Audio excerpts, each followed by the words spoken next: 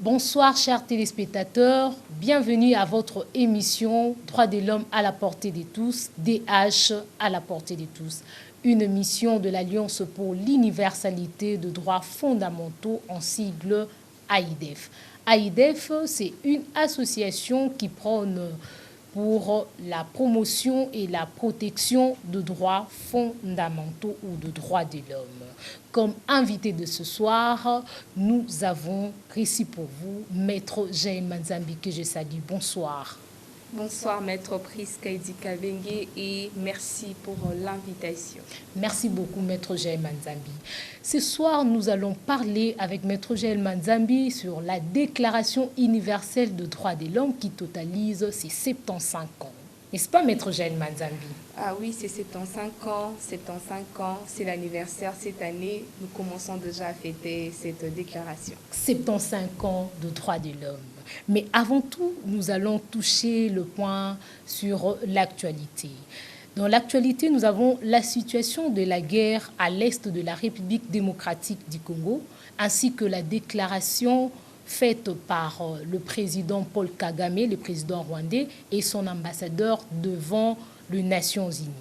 Ils disent que la RDC refuse un dialogue, ou la RDC refuse de dialoguer avec le M23. Suivez les discours du professeur Dayouel Isidore. On se retrouve après. C'est le Congo qui a des terres à récupérer au Rwanda et non le contraire. Une contre-vérité. Le Congo est à la base de la réduction de l'espace du Rwanda. Il existe un mythe du grand Rwanda qui s'est développé dans la région et qui, depuis la fin des années 90, nourrit un imaginaire susceptible de pérenniser le climat de violence existant. À partir de la manipulation des mythes anciens, on prétend qu'il aurait existé naguère un grand Rwanda qui englobait les espaces actuels du nord et du sud Kivu, et que ce grand Rwanda aurait été combattu puis réduit à des portions congrues lors des conquêtes coloniales. Cette nouvelle situation aurait été adoptée par la conférence de Berlin, puis après les indépendances par le deuxième sommet de l'OUA en 1964 qui a opté, comme vous le savez, sur le principe de l'intangibilité des frontières. On comprend alors que cette soi-disant reconstitution du passé puisse alimenter des velléités hégémoniques du présent en vue de l'accaparement éventuel d'une partie des terres congolaises. En ce qui concerne la frontière rwando-congolaise, si on peut passer la carte suivante, la situation ne souffre d'aucune ambiguïté. S'il faut revenir à la première carte de la région du 1er août 1885, c'est le Congo qui a des terres à récupérer au Rwanda et non le contraire. Car sur cette carte initiale, si vous pouvez bien regarder ce coin-là, sur cette carte initiale, la partie occidentale du Rwanda était congolaise. C'est l'expédition du comte allemand von Gotzen faisant la découverte du lac Kivu en 1884 qui permit la réouverture des négociations qui aboutirent à la signature de la convention du 11 août 1910 avec l'Allemagne fixant la frontière actuelle avec le Rwanda et le Burundi. Par cette convention, qui adopta un nouveau tracé allant du mont Sabinyo au Tanganyika, le Congo perdit une partie de ses terres au profit du Rwanda-Burundi. L'instrumentalisation de l'histoire des conquêtes rwandaises au XIXe siècle est également une accumulation de malentendus et même d'erreurs. L'allusion concerne toujours le règne de Kigeri IV Rwabugili, un roi, le roi qui était en place entre 1867 et 1895. Avec ses 8 armées, ce roi aurait organisé 13 campagnes militaires à la base de l'extension et de la centralisation du royaume du Rwanda. Mais certaines de ces campagnes furent de simples expéditions de razzia pour s'emparer de l'ivoire, comme dans les forêts du pays de Tembo, sans être suivies d'une annexion effective. De même, toutes ces campagnes ne furent pas toujours couronnées de succès, comme dans le sud contre le Burundi ou encore contre... Merci. Le professeur Isidore Dayouel, il dit « C'est le Congo qui a des terres à récupérer au Rwanda et non le contraire ». Maître Jaël Manzambi, que pensez-vous? Merci beaucoup, Maître Priska, pour la question. C'est que la situation de l'Est, la situation de guerre qui se passe à l'Est du pays, c'est une situation qui nous laisse sans voix, qui nous laisse sans mots, parce que c'est douloureux de voir les femmes violées. Ça fait plusieurs années, des décennies, je peux dire même plusieurs décennies, des femmes qui sont violées dans ce coin du pays, des enfants, des hommes tués, des villages incendiés, de populations qui sont appelées à quitter leur village où ils sont nés pour aller dans d'autres lieux. C'est très douloureux. Comme je l'ai dit tantôt, ça nous laisse vraiment sans voix. Mais s'il faut mettre un point de vue par rapport aux déclarations à la conférence du professeur, je partage son point de vue. Parce que je peux, ou on peut ensemble avec vous essayer de questionner l'histoire. C'est que déjà à partir de 1880, à l'époque, c'était le Royaume Congo, existait déjà. Aujourd'hui, la République démocratique du Congo. À cette époque-là, le pays de Rwanda, ou le Rwanda n'existait pas encore. Alors, s'il y a un État qui a normalement de terres à récupérer, c'est que c'est la République démocratique du Congo qui doit normalement récupérer de terres au Rwanda. Merci beaucoup, Maître Jaël Manzambi, pour votre point de vue. Donc, vous êtes d'accord avec ces professeurs. Exactement. Merci beaucoup. Signalons que Maître Jaël Manzambi, elle est avocate. Elle est formatrice aussi en art oratoire à l'école Orator School. Maître Jaël Manzambi, elle est très douée sur des questions de droits de l'homme. Maître Jaël, on parle de la Déclaration universelle des droits de l'homme. Plusieurs personnes ne connaissent cette déclaration universelle. Que pensez-vous? La Déclaration universelle des droits de l'homme, en sigle DUDH, c'est que c'est un document clé. Pourquoi j'ai dit que c'est un document clé? Parce que cette déclaration marque même l'histoire des droits de l'homme. Tout est parti de là. Si aujourd'hui nous parlons de droits de l'homme, c'est à cause de cette déclaration. Alors on peut se demander à quelle époque cette déclaration a été adoptée. La Déclaration universelle a été adoptée le 10 décembre 1948, plutôt 1948, par l'Assemblée générale des Nations unies. Et il est important que nous puissions préciser que cette déclaration possède ou en son sein a de droits fondamentaux qui sont reconnus à un être humain. Et cette déclaration n'a pas une véritable portée juridique. Ce que je veux dire, ce n'est pas un texte contraignant, mais il s'agit plutôt d'une valeur déclarative.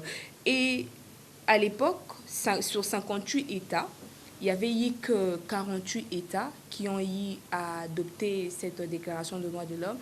Et parmi ces États, on peut aussi citer la République démocratique du Congo, qui est notre cher beau pays.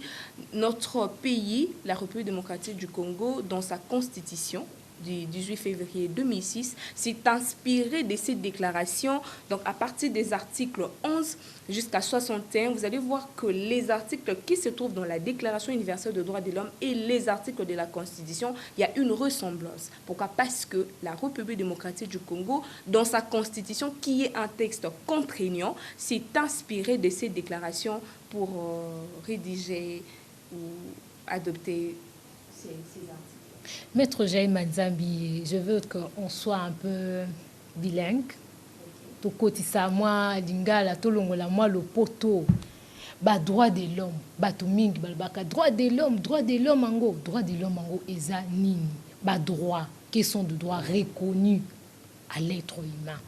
Ba droit ango eza nini. Merci beaucoup, Maître Priska. En tant que juriste Tolobakango, nul n'est censé ignorer la loi, ni n'est censé hein, ignorer ce que prévoient les instruments tant internationaux, nationaux ou régionaux. C'est qu'un droit, ils ont droit qu'à ce qu'ils ont revendiqué.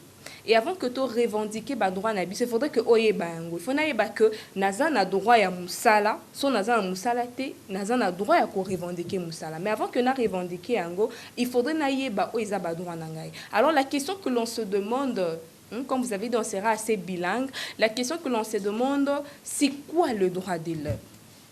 Qu'est-ce qu'on attend par le droit de l'homme? En d'autres termes, on peut dire le droit de l'homme, droit de la personne, ou le droit humain. Nous avons la même appellation. Moutalobi droit de l'homme, na moutalobi droit humain ou droit de la personne,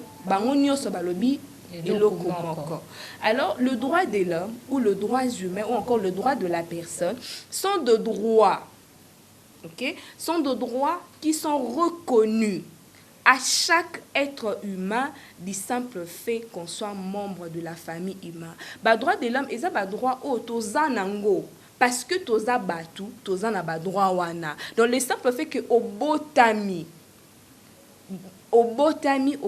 na ba droit wana. Tu es né avec ces droits-là. Et ces droits-là sont inhérents à l'être humain. C'est attaché à un être humain. Les droits de l'homme sont attachés à un être humain. Ou encore, ce sont des droits qui sont universels. Ils ont des droits où ils ont touché toute catégorie de personnes. Que tu sois une femme, que tu sois un homme, que tu sois, peu importe la religion, peu importe ta race, peu importe l'ethnie, nous avons tous le même droit. Et on le droit de l'homme est universel. En même temps, le droit de l'homme aussi, comme je l'ai dit, c'est inhérent à l'être humain. C'est universel. Et aussi, on ne peut pas vous arracher ce droit-là. Donc, les simple fait que même si je ne l'exerce pas, je possède toujours ce droit-là. Et ces droits-là sont catégorisés en 3 générations. Nous avons le droit de la première génération, dit le droit civil et politique. Et là, dans ce droit, on peut trouver le droit à la vie, on peut trouver le droit à la liberté, on peut trouver le droit à une justice équitable, ce qui m'amène d'ailleurs à lire aussi l'article 2 de cette même déclaration qui dit que chacun peut se prévaloir de tout le droit et de toute la liberté proclamée dans la présente déclaration, sans discrimination aucune. Donc le droit de l'homme ne discrimine pas tout le monde. C'est un droit inclusif qui inclut tout le monde, notamment de race. Le droit de l'homme est à la couleur. Ozala motomoindo, ozala mondele. Tous nous avons le même droit. De couleur, de sexe, que tu sois un homme ou une femme. Donc le droit de l'homme sont les droits qui sont reconnus à l'homme tout comme à la femme. Le droit que possède un homme, ce sont le même droit que possède aussi la femme. Le droit que les femmes ont, ce sont le même droit que possède un homme. Parce qu'on a dit que les droits de l'homme brisent vraiment ce qu'on appelle la discrimination. Des langues, que tu parles français, les swahili, peu importe la langue, tu possèdes le droit de l'homme. Des religions, que tu sois musulman, que tu sois catholique, que tu sois chrétien, d'opinion politique. Le droit de l'homme ne voit pas que tu sois membre de tel ou tel autre parti. Tous nous avons le même droit. Ou de toute autre opinion, d'origine nationale ou sociale, de fortune, de naissance ou de toute autre situation. De plus, il ne sera fait aucune discrimination fondée sur le plan politique, juridique, international du pays ou du territoire dont une personne est ressortissante. Que ces pays ou ces territoires soient indépendants, sous tutelle, non autonomes ou soumis à une limitation quelconque de souveraineté. Donc ici, il va faire comprendre que le droit de l'homme est dépendant de la race, la couleur, la religion. Le simple fait que osa un être humain, osa n'a pas droit. J'ai parlé de la première génération, dit le droit civil et politique. La deuxième génération, c'est les droits économiques, sociaux et culturels. Dit encore le droit de programmation ou le droit créance. Dans ce droit-là, on trouve le droit au travail. Si aujourd'hui le jeune, Tozan Amisalati, on a droit au travail, on doit les revendiquer. On a droit à l'éducation. Tout enfant a droit d'aller à l'école. Nous avons le droit à la santé. Voilà, sont là que droit de la deuxième génération. On a aussi la troisième génération, dit le droit de solidarité. Ici, on peut trouver le droit à la paix. C'est que les gens qui vivent à l'est du pays en passant ont aussi besoin de cette paix-là. Parce que, comme on a dit, les droits de l'homme, ce sont des droits universels. Nous avons le droit à la paix. Nous avons le droit au développement. Et enfin, nous avons une quatrième génération, dit le droit catégoriel, où on peut trouver le droit des personnes vivant avec handicap. On peut trouver le droit des enfants, le droit des femmes font partie des droits de la quatrième génération. Voilà là quelques droits qui sont reconnus à un être humain. Merci beaucoup, Maître Jaël. Vous avez parlé de 4 générations de droits de l'homme. Mais moi, vraiment, je me martèle beaucoup plus sur la deuxième génération. Comme vous avez dit, vous venez de dire que ceux qui les a été, il faut que les jeunes réclamer. Est-ce que Nambo Kao est ça les marques? Nambo Cannabis, Maître Prisca, c'est... Les autres dérangés, ce sont des choses qui ne se font pas généralement. Les gens préfèrent revendiquer pour le droit de la première génération, le droit civil et politique. Quand il n'y a pas des élections, vous allez voir de jeunes marcher, revendiquer leurs droits parce que l'élection est limitée. Vous allez voir de gens vraiment sortir dans la rue pour manifester. Mais par rapport à la deuxième génération, dit le droit économique, socio et culturel, les gens ne revendiquent pas. Qui transport et mati. Mais vous n'allez jamais voir les gens revendiquer par rapport à cela. Mais non, je me dis, pourquoi les gens ne revendiquent pas? Parce qu'ils ne connaissent pas cette catégorie de droits ou bien ils sont fous. Ils s'intéressent beaucoup plus à la première génération. Non, c'est pas parce qu'ils sont fous, mais seulement, je pense que c'est parce qu'il n'y a pas une forte sensibilisation, surtout par rapport à la deuxième génération. Les gens préfèrent plus revendiquer pour la première génération, d'où même l'importance de cette émission de H à la portée de tous, qui permet à ce que les gens ou la population puisse avoir connaissance de ce qu'ils ont comme droit. Alors, je parlais de droits de la deuxième génération.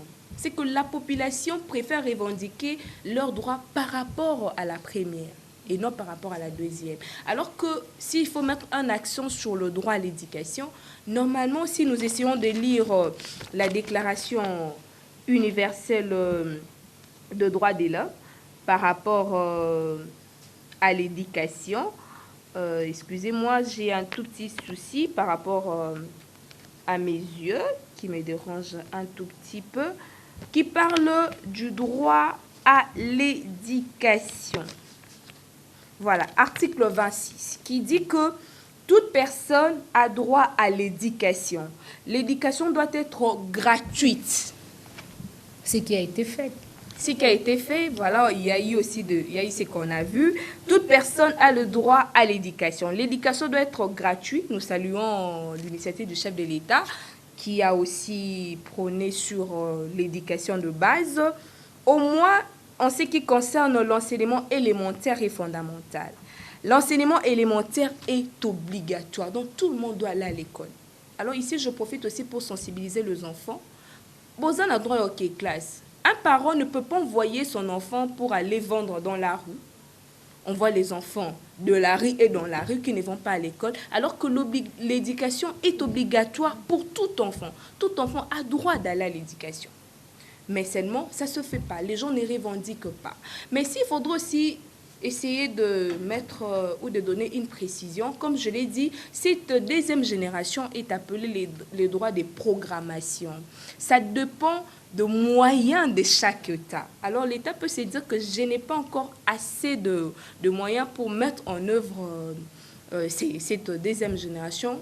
Avec le temps, nous espérons que les choses vont s'améliorer. Entre-temps, nous continuons à sensibiliser la population par rapport aux droits qui leur sont reconnus. Merci beaucoup, Maître Jaël Manzambi, et surtout beaucoup plus de marteler sur la catégorie de droits de l'homme. Maître Jaël Manzambi, nous voulons savoir sur l'importance de ces documents.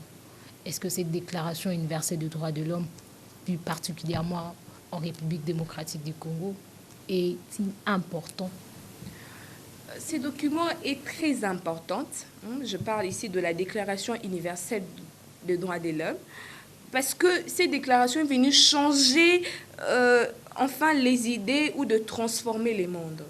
Parce que avant, la femme n'était pas considérée, mais grâce à cette déclaration, on a à son article premier qui dit que tous les êtres humains naissent libres, égaux et en dignité. Et là, on comprend que quand on parle de tous les êtres humains, il y a les hommes et les femmes. Donc, les femmes, maintenant, ont compris qu'ils ont de droits. Voilà pourquoi vous me voyez là, je me tiens et je parle. Ouais, avant, ce n'était pas le cas. Les femmes ne pouvaient pas parler. Mais grâce à cette déclaration universelle des droits de l'homme, on a vu que les choses ont changé. Les choses ont changé.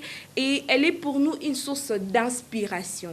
Pourquoi je dis d'inspiration? Parce que nombreux États s'y sont inspirés de cette déclaration pour rédiger leur constitution. Je parlais à l'instar de la République démocratique du Congo qui, dans son article, à partir des articles 11 et 61, dans la Constitution du 18 février 2006, prévoit le droit de l'homme. Et la Constitution s'est inspirée de cette déclaration afin d'obtenir le respect de droit à la liberté, à la dignité, à l'égalité et à la justice pour tous. Alors, cette déclaration est vraiment, vraiment très, très importante. C'est vraiment très important, cette déclaration universelle des droits de l'homme, parce que elle prône la dignité, la liberté et la justice pour tous.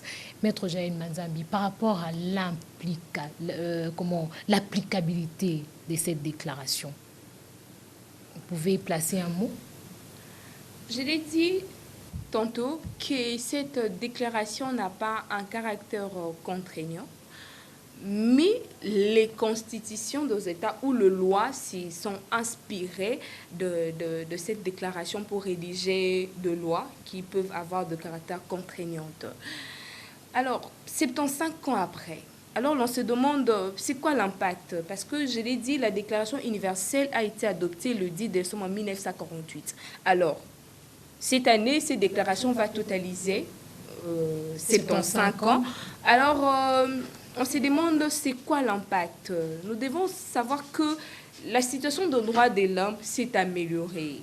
S'est améliorée. Aujourd'hui, les femmes vont à l'école. Les enfants vont à l'école, les femmes occupent les postes de responsabilité. On peut supposer que petit à petit, les États essayent de ne plus violer les droits qui sont reconnus à chaque être humain. Mais seulement, il y a encore des choses qu'on doit faire. Il y a encore des choses qu'on doit faire. Par exemple, sur les défenseurs des droits de l'homme, aujourd'hui, c'est assez compliqué. Les défenseurs des droits de l'homme ne sont pas protégés. Alors, à l'occasion des 75 ans, le Haut Commissariat des Nations Unies avait lancé une campagne dénommée DIH 75 afin d'amener les États à prendre des engagements qui sont concrets. Alors, dans cette campagne-là, plusieurs activités sont organisées. Entre autres, il y a des plaidoyers qui se font afin qu'il y ait une loi qui protège les défenseurs des droits de l'homme, aussi la sensibilisation de la Déclaration universelle des droits de l'homme. Dans cette émission aussi fait partie, parce qu'aujourd'hui, nous voulons parler de la Déclaration universelle, parce qu'on veut que les gens puissent s'approprier de ces déclarations, que les gens puissent savoir quels sont les droits qu'ils ont. Donc, plusieurs activités sont organisées. Il y a des descentes dans des écoles, dans des universités, il y a des conférences en ligne qui sont toujours de sensibiliser la population par rapport à cette déclaration. Et nous tenons aussi à dire qu'il y a aussi une déclaration de droits de l'homme simplifiée. Et dans cette déclaration, on a essayé de le mettre en français facile qui permettra à ce que même les enfants, en lisant ces documents, puissent mieux comprendre quels sont les droits qui leur sont reconnus. Je ne sais pas si c'est une recommandation que je suis en train de vous proposer en même temps. Est-ce que, puisque vous avez dit qu'il y a un projet sur la sensibilisation de la Déclaration universelle des droits de l'homme en toutes les langues, ou en français facile. En français facile. Et que pensez-vous? Parce que on a constaté que nos enfants à l'école, ils ne savent pas de cette déclaration. Pourquoi pas aussi impliquer le cours de droits de l'homme pour plus déjà à l'école primaire, on apprend déjà la Déclaration universelle des droits de l'homme. Si ça fait partie aussi des activités. Oui, on veut, comme je dis, le droit de l'homme, ce sont des droits qui sont reconnus à chaque être humain. En tout cas, ça sera vraiment, c'est un souhait. C'est un souhait. On veut que dès le bas âge, que les enfants puissent déjà connaître ce qu'ils ont comme droit. Alors, l'insérer dans le programme à l'université, que ce soit à l'école, ça sera vraiment une très bonne chose pour que dès le bas âge, que les enfants arrivent déjà à connaître leurs droits. Mais pas seulement les enfants, mais même à l'intérieur du pays. Il est vrai que jusque-là, il y a encore des gens qui ignorent leurs droits. Alors, s'il faut aussi traduire ces déclarations dans la langue nationale, ça sera aussi une très bonne chose afin que toute tranche de la population, que toute catégorie de la population puisse s'approprier, puisse connaître le droit qui leur sont reconnus. Merci beaucoup, Maître Jaëm Nzambi. Maître Jaëm Nzambi nous a parlé de la Déclaration universelle des droits de l'homme, la traduction de cette déclaration en français facile, ça sera vraiment très intéressant pour nous. Maître Jaëm, est-ce que vous pouvez même balancer le propos que vous avez tenu, même en lingala, pour que tout le monde comprenne? S'il faudrait dire quelque chose en lingala. Voilà. Et surtout qu'on célèbre le 75e anniversaire du droit de l'homme. Le 75e anniversaire de la Déclaration universelle des droits de l'homme. Voilà, s'il faut que na se résumer, na quelques mots, il faudrait toyeba. Ozala mwasi, ozala mobali, ozala mwana, biso nyonso tozali na ba droit. Tozala ba droit o eza reconnu. Parce que toza ba être humain, parce que to botami toza batu, toza na makila, toza na maina nzoto, toza na ba droit. Et ba droit wana eza ebele makasi. Na constitution na biso ya République démocratique du Congo à partir de l'article 11 tin article 61 bokomo na ba droit o eza reconnu pour na biso. Et aussi la Déclaration universelle des droits de l'homme, cette déclaration est en 30 articles. Et dans 30 articles, on a droit à bon mot. On a droit à la vie. On a droit à l'éducation. On a droit à des classes. On a droit à kobala mobile to moi si ya choix na biso ba koki ko imposer au choix té. On a droit à kimia. Toza na droit ya musala, toza na droit ya koza na santé ya malamu. Donc il y a plusieurs droits qui sont reconnus à un être humain. Alors pour revendiquer ba droit na malamu ce qu'ils a respecté, il faudrait que oye bayango. Alors pour Ebango, il y a cette déclaration qu'on appelle la Déclaration universelle des droits de l'homme qui contient tout le droit, excusez-moi, qui nous sont reconnus, mais aussi il y a la Constitution Nabiso, où nous appelons la loi fondamentale ou la loi mère, qui regorge tous les droits qui sont reconnus à un être humain. Merci beaucoup, Maître Jaëm Nzambi, pour vos mots, l'éclaircissement et surtout beaucoup plus en lingala. Toujours pour vous satisfaire. Parce que qui mingi droit de l'homme, et surtout ces questions-là, quand vous faites les émissions-là, vous parlez toujours en français. Est-ce que droit de l'homme, Maître Jaëm Nzambi a éclairé sur ma question Nyoso. Maître Jaëm Nzambi, votre point de vue, 75 ans. Nous sommes dans les 75 ans de la célébration de la Déclaration universelle des droits de l'homme. Quel est votre mot? Voilà, 75 ans, c'est la fête DIH 75 sera célébrée le 10 décembre 2023. Alors, cet événement est un événement encore phare. Parce que, comme je l'ai dit juste au début, je l'ai su évoquer, le Haut Commissariat des Nations Unies aux droits de l'homme avait lancé une campagne. Donc, ça se passe dans tous les États. Et lors de cette campagne, nous visons beaucoup plus la sensibilisation. Nous sensibiliser la population par rapport à droit. Et nous viser faire connaître à cette population que les droits de l'homme sont universels. Et aussi à donner aux individus, notamment le jeune.